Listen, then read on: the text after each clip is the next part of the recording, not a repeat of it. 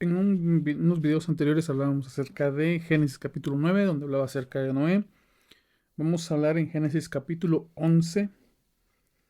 Vamos, edifiquemos una ciudad y una torre, cuya cúspide llegue al cielo, y hagamos un nombre por si fuéremos esparcidos sobre la faz de toda la tierra.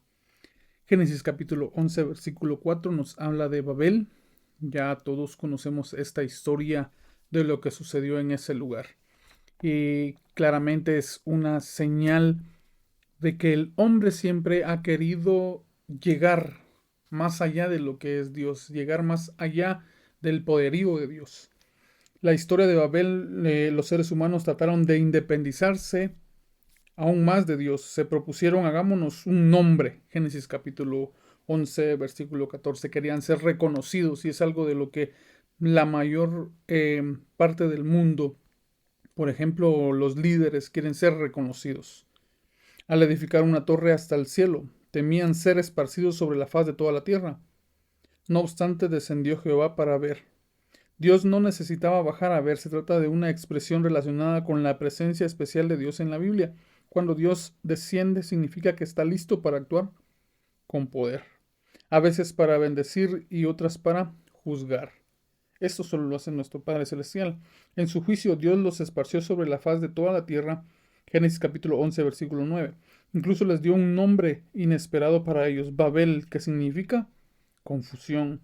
Dios tenía un plan diferente para la humanidad. En vez de un nombre, Dios le dio a los hombres una persona, Sem, que en hebreo significa nombre. De la familia de Sem nació Abraham, Génesis capítulo 11, versículo 10 al 26, y por medio de Abraham comenzó la historia del pueblo de Dios.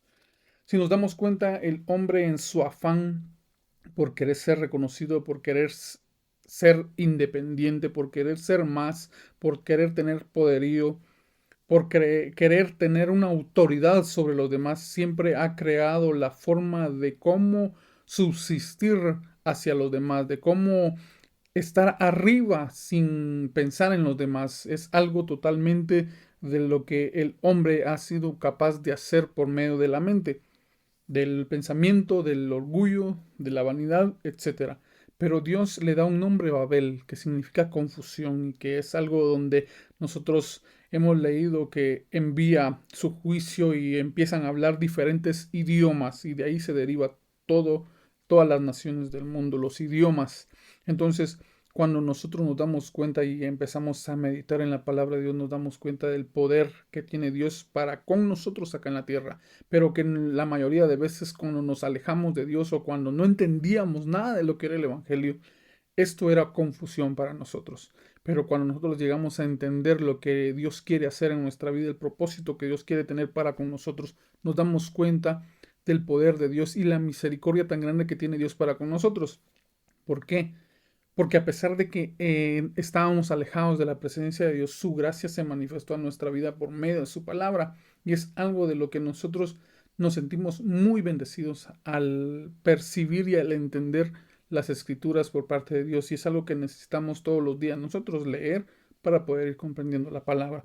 Pero en el afán del hombre de querer ser más que Dios, nos damos cuenta que llega a un punto en el que se destruye automáticamente el hombre solo, por su forma de pensar, por su forma de actuar, por crear cosas que según el hombre le van a dar más poder, pero lo que está haciendo es destruirse automáticamente, confundirse.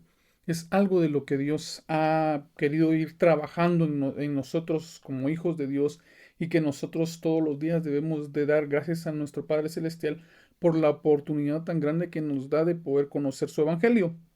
Y es ahí cuando nosotros empezamos a confiar en Dios y ya no estamos siendo confundidos, ya no estamos siendo engañados por esos pensamientos humanos, sino estamos siendo edificados sobre un fundamento bíblico que nos da la seguridad y la certeza de lo que Dios quiere hacer en nuestra vida.